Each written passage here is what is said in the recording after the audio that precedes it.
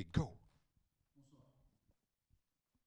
Définir son super pouvoir, c'est un peu comme faire son autobiographie.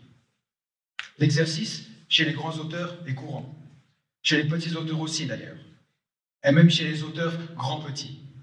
Et oui, Jean-Paul Sartre ne mesurait qu'1,53 m, cela ne l'a pas empêché d'écrire Les mots, son roman autobiographique. Tous les auteurs ne l'ont pas fini, cette autobiographie.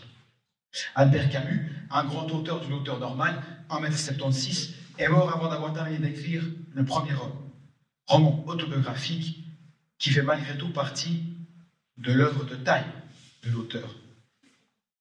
En parlant de taille de l'auteur, Marcel Proust, qui appartient, lui, à la même catégorie que Sartre, celle des grands, très petits, puisqu'il ne mesurait qu'1,58 m, a consacré pas moins de 14 années de sa vie pour écrire en 7 volumes À la recherche du temps perdu. Considéré par certains comme l'une des plus grandes créations littéraires de tous les temps, À la recherche du temps perdu est bel et bien un roman autobiographique. Ces trois auteurs ont donc rendu roman leur vie. Est-il donc nécessaire de rendre fiction le jeu pour que la biographie soit belle? Faut-il, comme Proust, passer sa vie à la raconter pour qu'elle vaille la peine de l'être? Franz Kafka, Romain Gary, Alphonse Daudet ne pouvaient-ils pas raconter leur vie telle qu'elles étaient, sans artifice et illusion? Était-il trop complexe pour Simone de Beauvoir de voir beau dans son histoire sans avoir à la changer dans l'écriture? Si elle était si dure pour Duras, aussi fleurie était-elle, de parler de l'amour qu'elle avait pour son amant sans mentir, semble-t-il utile de rester dans le vrai de la vie? Après tout, s'il y a auto, du grec autos, voulant dire soi-même, dans autobiographie, il y a aussi ment dans roman. Son propre mensonge, donc, ou son propre message, c'est selon. Mon propre message, mon auto-roman, ma propre biographie, mon super pouvoir, c'est sûrement cela.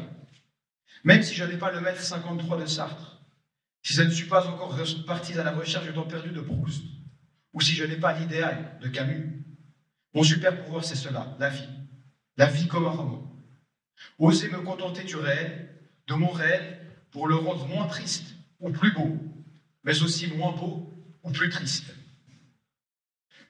Non pas qu'il en ait toujours un, non, mais cela vaut toujours la peine de le chercher. Et pour cela, pour faire de mon réel un roman, je cherche en chaque chose le sens. Il n'est pas toujours facile à trouver, le sens, mais lorsque je capte le sourire d'un ami, parce que nous nous sommes compris, et que nous sommes donc complices, il est là, le sens.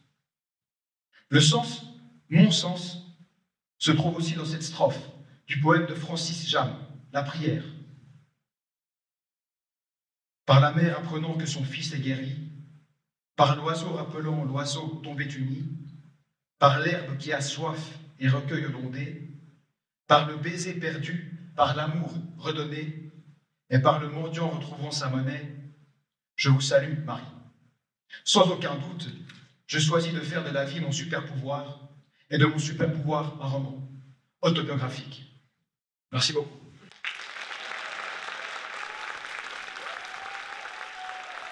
Louis Dubat! Bravo!